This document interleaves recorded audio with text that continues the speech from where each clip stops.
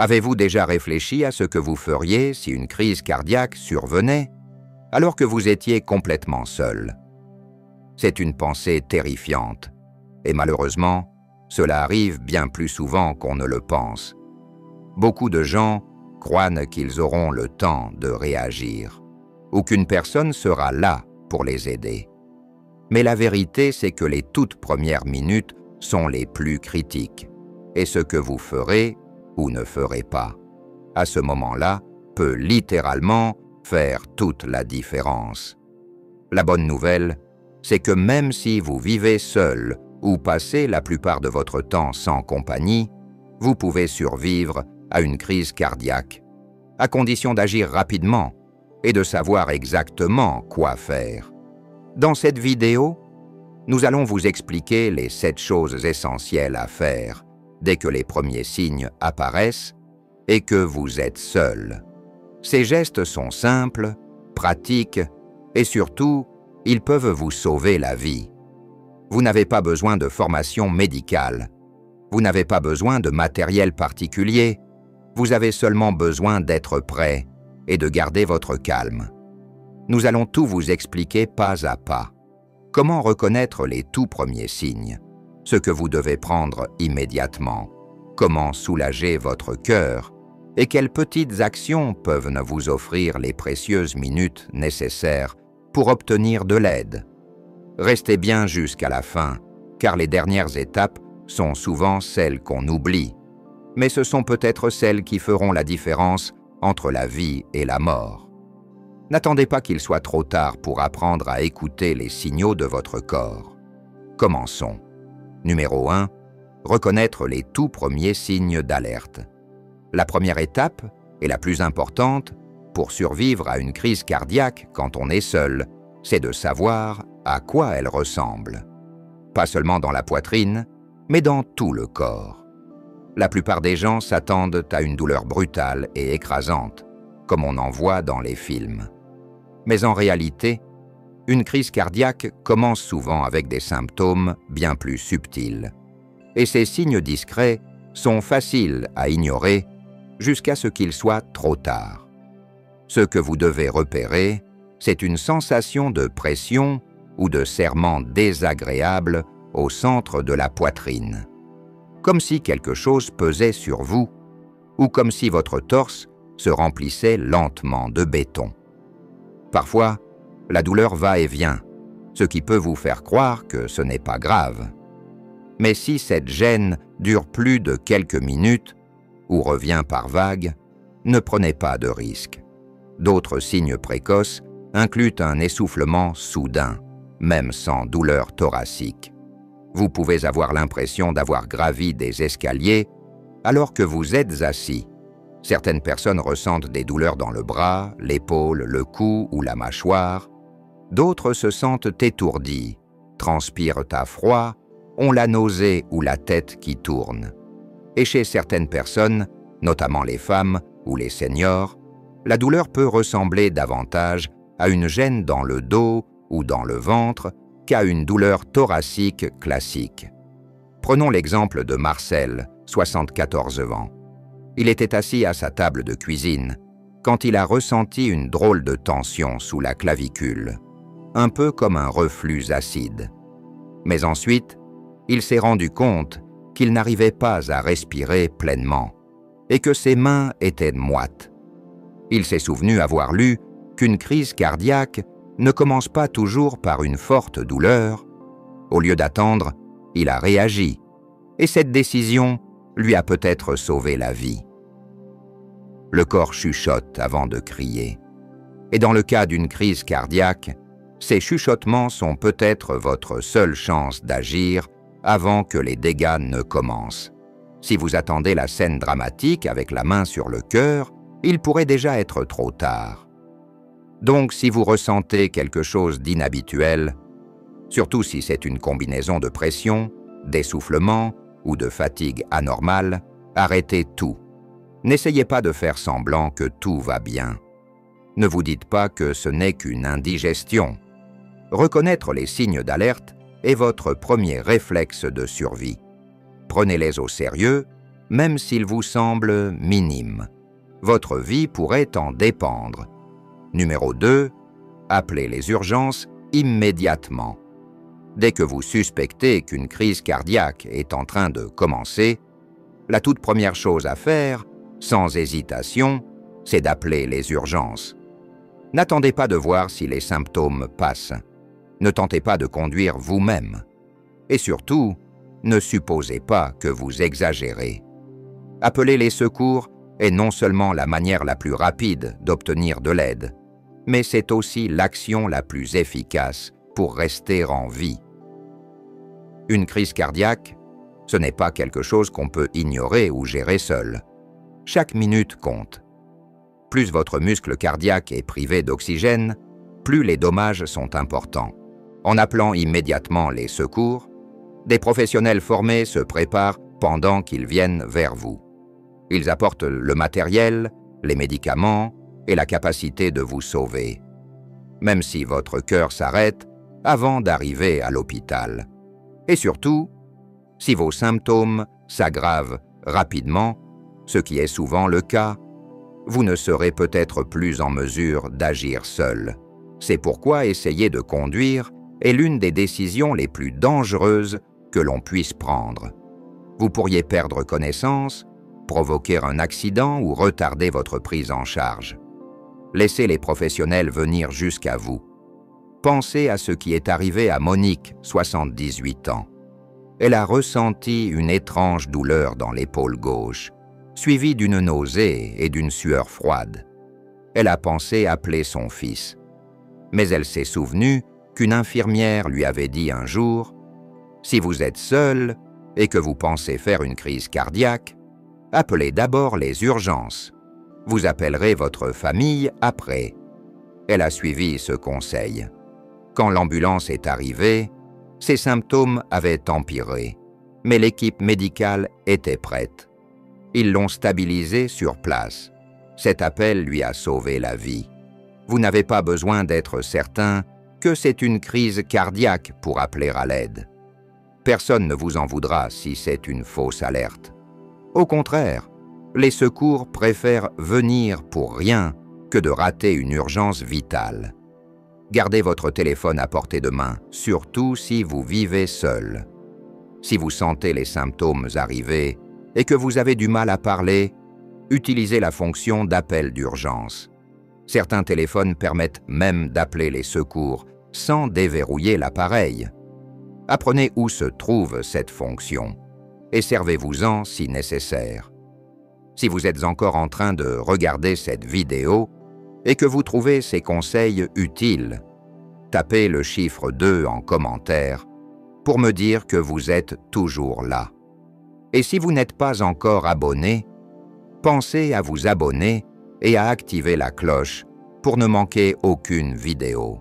Votre soutien nous permet de continuer à créer du contenu utile pour vous informer et vous inspirer. Passons à la suite. Numéro 3. Mâchez un comprimé d'aspirine lentement et calmement. Après avoir appelé les urgences, l'action suivante, la plus puissante que vous puissiez faire, est toute simple. Mâchez une aspirine. Pas l'avaler, la mâcher, et faites-le lentement, même si vos mains tremblent. Si vous avez à portée de main une aspirine classique de 325 mg, que vous n'y êtes pas allergique et que vous ne prenez pas de traitement anticoagulant qui l'interdit, ce geste peut augmenter considérablement vos chances de survivre à une crise cardiaque. L'aspirine agite en fluidifiant le sang. Elle aide à ralentir ou empêcher la formation d'un caillot sanguin qui pourrait être en train de bloquer une artère coronaire, la cause même de la crise cardiaque. En mâchant le comprimé plutôt qu'en l'avalant entier, son effet débute plus rapidement. Des études ont montré que cela pouvait faire gagner de précieuses minutes, parfois même suffisamment pour restaurer un peu de circulation sanguine avant l'arrivée des secours. Il est préférable de ne pas prendre d'aspirine à jeun, sauf en cas d'urgence absolue. Mais en cas de crise cardiaque, le risque lié au caillot est bien plus grave que celui d'un estomac vide.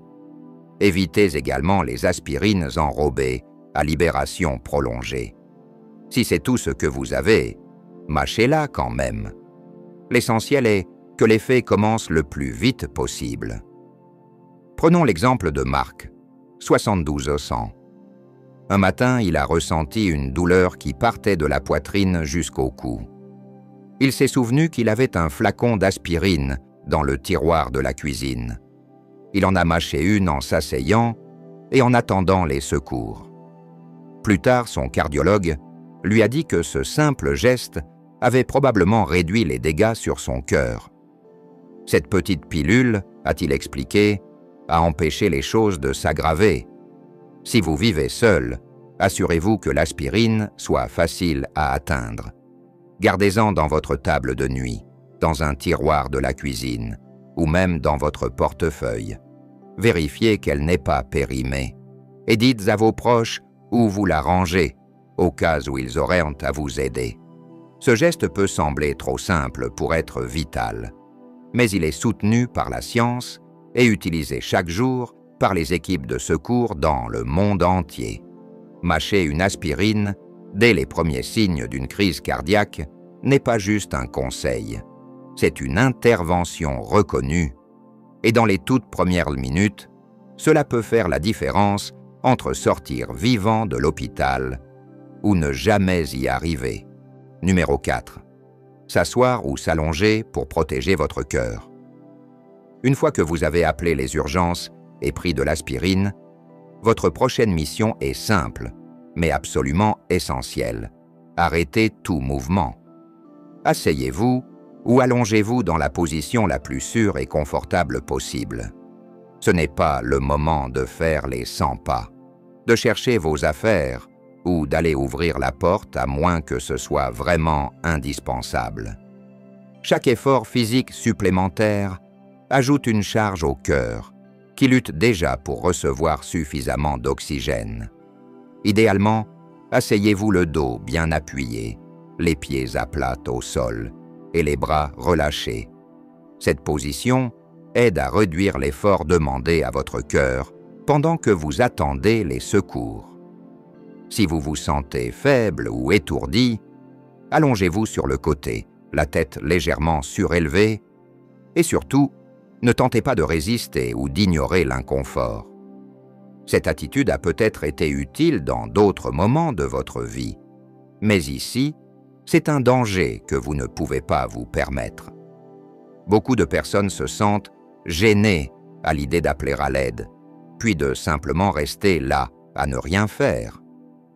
Mais attention, ne rien faire, c'est déjà faire quelque chose. Cela permet à votre cœur de se stabiliser. Cela ralentit votre respiration et économise l'oxygène déjà limité dans votre organisme. Prenez l'exemple de Monique, 81 ans. Lorsqu'elle a ressenti une pression traversant sa poitrine, sa première réaction a été de ranger la cuisine et de se préparer avant d'appeler. Mais elle s'est souvenue de ce que son médecin lui avait dit un jour. « Si tu penses que ça vient du cœur, assieds-toi, le reste peut attendre. » Elle s'est installée dans son fauteuil préféré et a attendu. Cette immobilité, a-t-elle appris plus tard, a probablement évité que ses symptômes ne dégénèrent en arrêt cardiaque. Alors si un jour vous ressentez cette pression, cet essoufflement, ces vertiges, ne cherchez pas à terminer ce que vous étiez en train de faire. Arrêtez-vous immédiatement ou déplacez-vous le moins possible vers un endroit sûr. Asseyez-vous ou allongez-vous, respirez lentement et laissez votre corps se concentrer sur une seule chose, survivre. Et voici un détail souvent oublié. Si vous êtes sampan sur une chaise sans accoudoir, ne laissez pas votre corps s'affaisser. Maintenez votre dos soutenu et votre cage thoracique ouverte. Plus votre posture est détendue et droite, moins votre cœur devra faire d'efforts. Si vous êtes encore en train de regarder cette vidéo et que vous trouvez ces conseils utiles, tapez le chiffre 4 en commentaire pour me le faire savoir. Et si vous n'êtes pas encore abonné, je vous recommande de vous abonner et d'activer la cloche pour ne rater aucune de nos prochaines vidéos. Votre soutien nous aide à continuer à créer du contenu pour vous informer et vous inspirer. Passons maintenant à la suite. Numéro 5. Déverrouillez votre porte pour les secours. Si vous avez encore assez de force après avoir appelé les urgences et vous être installé, l'un des gestes les plus utiles que vous puissiez faire est de déverrouiller votre porte d'entrée. Cela peut sembler anodin, mais en cas d'urgence, chaque seconde compte. Et une porte fermée à clé peut retarder les soins à un moment où chaque minute peut faire la différence. Les secours sont bien sûr formés pour forcer l'entrée si nécessaire.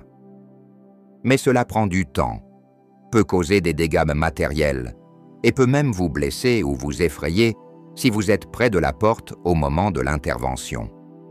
Déverrouiller la porte à l'avance leur permet d'entrer immédiatement et de commencer les soins sans perdre une seconde. Ce geste simple peut vous faire gagner plusieurs précieuses minutes. Des minutes que votre cœur n'a peut-être pas.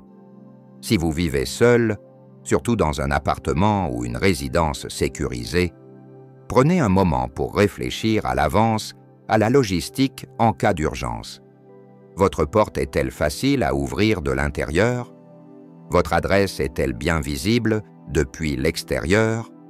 Avez-vous confié un double de vos clés à un voisin ou à un proche à proximité? Ce sont des détails qui paraissent secondaires, jusqu'au jour où ils deviennent essentiels. Prenons l'exemple de Gérard, 76 ans, qui vit dans un petit appartement. Lorsqu'il a senti ces symptômes, il a appelé les urgences, pris une aspirine, puis a déverrouillé sa porte. Tout cela en moins de 2 minutes. Les pompiers m'ont dit que ce simple geste leur avait fait gagner environ 30 secondes et qu'ils n'avaient pas eu besoin de forcer la porte, raconte-t-il. C'est la dernière chose à laquelle j'aurais pensé, mais c'est peut-être ce qui m'a sauvé. Attention, si vous êtes trop faible pour vous lever ou si aller jusqu'à la porte vous semble dangereux, ne le faites pas. Restez assis et concentrez-vous sur votre respiration. Mais si vous êtes proche de la porte et assez stable pour l'atteindre en sécurité, allez-y et ouvrez. Vous pouvez aussi envisager d'installer une serrure connectée ou une boîte à clés sécurisée à l'extérieur, accessible par un code que vous partagez avec un voisin ou les secours. C'est un petit acte de préparation, mais il envoie un message fort à ceux qui viennent vous sauver. Vous êtes prêts, vous avez fait votre part. À eux maintenant de faire la leur. Numéro 6. Utilisez le haut-parleur de votre téléphone et la fonction fiche médicale. Si vous êtes seul, pendant une crise cardiaque, votre téléphone devient bien plus qu'un simple outil de communication. Il devient votre lien direct avec la survie. Et l'un des gestes les plus intelligents que vous puissiez faire dans ce moment-là, c'est d'activer le haut-parleur. Cela vous permet de parler au secours sans avoir à tenir l'appareil à votre oreille, ce qui vous libère les mains et vous aide à rester calme tout en respirant plus librement. Quand on est en détresse, même le simple fait de maintenir un téléphone contre son oreille peut devenir éprouvant. Le haut-parleur réduit cette tension physique et permet également à l'opérateur d'entendre clairement ce qui se passe autour de vous, votre respiration, vos mouvements ou même les changements dans votre voix. Cela lui donne des informations précieuses sur votre état. Mais ce n'est pas tout. Aujourd'hui, presque tous les téléphones disposent d'une fonction fiche médicale ou information d'urgence. Sur iPhone, elle est accessible même depuis l'écran verrouillé. Sur Android, une fonction équivalente existe également. Cette fiche contient des informations essentielles comme votre âge, vos allergies, vos traitements et vos antécédents médicaux. Si vous perdez connaissance avant l'arrivée des secours, ces données peuvent orienter les décisions vitales des urgentistes. Prenons l'exemple de Nicole, 79 ans. Elle s'est évanouie quelques instants avant l'arrivée des secours, mais comme sa fiche médicale était bien remplie sur son téléphone, les pompiers ont su tout de suite qu'elle était diabétique et allergique à la pénicilline. Grâce à ces informations, ils ont évité de lui administrer un médicament dangereux et ont pu appeler sa fille en utilisant le numéro enregistré dans les contacts d'urgence. Configurer cette fiche prend moins de 5 minutes et peut littéralement vous sauver la vie. Inscrivez-y votre nom, votre date de naissance, vos maladies chroniques, les traitements que vous suivez, vos allergies, et 1 ou 2 personnes à contacter en cas d'urgence. Ce n'est pas une fonction réservée aux experts du numérique. C'est un outil accessible à tous ceux qui un jour pourraient avoir besoin d'aide sans pouvoir parler. Alors, si jamais vous sentez les premiers signes d'une crise cardiaque, pensez à activer le haut-parleur. Restez en ligne et laissez-vous guider par la voix calme de l'opérateur. Elle peut rendre l'attente moins angoissante. Et si votre état se dégrade, votre téléphone pourra parler à votre place. Si vous êtes toujours avec nous et que vous trouvez ces conseils utiles, laissez un commentaire avec le chiffre 6 pour nous le faire savoir.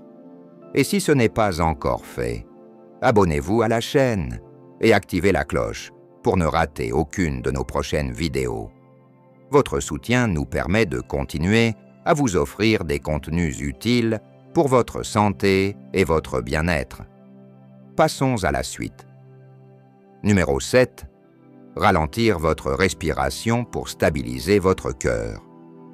En plein milieu d'une crise cardiaque, la panique peut facilement prendre le dessus. La poitrine qui se resserre, les pensées qui s'emballent, chaque seconde qui pèse plus lourd que la précédente.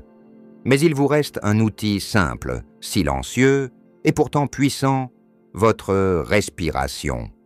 Et bien utilisée, elle peut suffire à calmer votre système nerveux juste assez pour donner à votre cœur une meilleure chance de tenir jusqu'à l'arrivée des secours. La respiration contrôlée ne guérit pas une crise cardiaque, mais elle peut empêcher votre corps de basculer dans un état de choc complet. Plus vous vous laissez envahir par la peur, plus votre rythme cardiaque s'accélère. En ralentissant votre souffle, vous pouvez freiner cette montée incontrôlée. Vous n'avez pas besoin d'une technique compliquée. Essayez simplement ceci. Inspirez lentement par le nez pendant environ 4 secondes. Retenez votre souffle un instant, puis expirez doucement par la bouche pendant 6 secondes. Recommencez. Concentrez-vous uniquement sur ce petit rythme régulier. Il donne à votre corps un point d'ancrage, un repère. Et cela peut suffire à éviter les arythmies dangereuses déclenchées par le stress. Prenons l'exemple de Gérard, 83 ans. Quand la douleur a commencé, il s'est senti submergé par la peur. Mais il s'est souvenu d'un simple exercice de respiration que son médecin lui avait montré lors d'un contrôle de routine. Il s'est immobilisé, s'est concentré sur chaque inspiration et a laissé la panique s'éloigner.